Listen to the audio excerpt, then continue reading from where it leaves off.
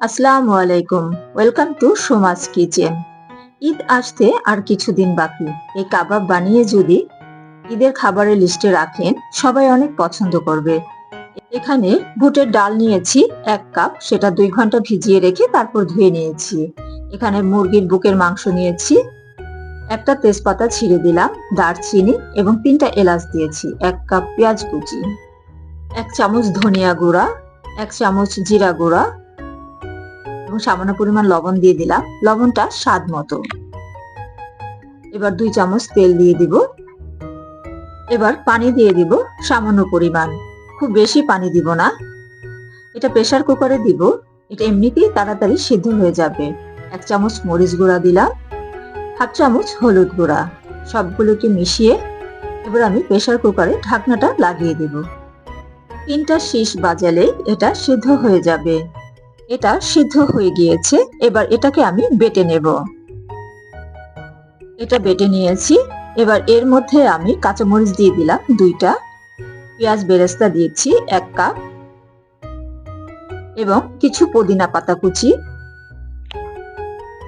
1 চামচ আদা রসুন এবং গোলমরিচ গুঁড়া 1 চামচ, গরম মশলা গুঁড়া দিচ্ছি 1.5 চামচ, 1 চামচ লেবুর রস দিয়ে দিব, 2 চামচ ঘি দিয়ে দিচ্ছি এবং ম্যাজিক মশলা দিচ্ছি এখানে 2 প্যাকেট। এবার কিছু টমেটো সস দিয়ে দিচ্ছি, এখানে 2 চামচের মতো হবে এবং 2টা ডিম দিয়ে দিলাম। 2 চামচ ময়দা দিচ্ছি, এটা বাইন্ডিংটা ভালো হবে সেজন্য।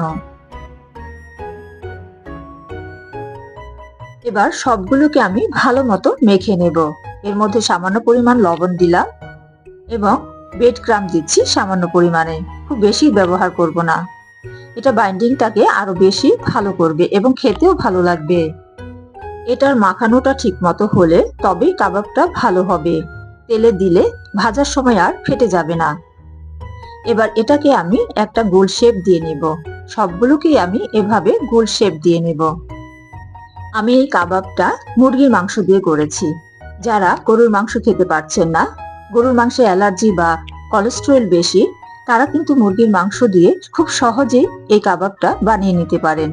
আমার কাবাবগুলো বানানো হয়ে গিয়েছে, এবার এটাকে আমি তেলে দিয়ে দিচ্ছি। তেলটা ভালো মতো গরম করে তবেই কাবাবগুলো দিতে হবে এবং কাবাবগুলো দিয়ে সাথে সাথে উল্টানো যাবে না। এক পাশ কিছুটা হবে, তারপর এটাকে উল্টে দিতে হবে, না হলে কিন্তু এটা ভেঙে যাবে।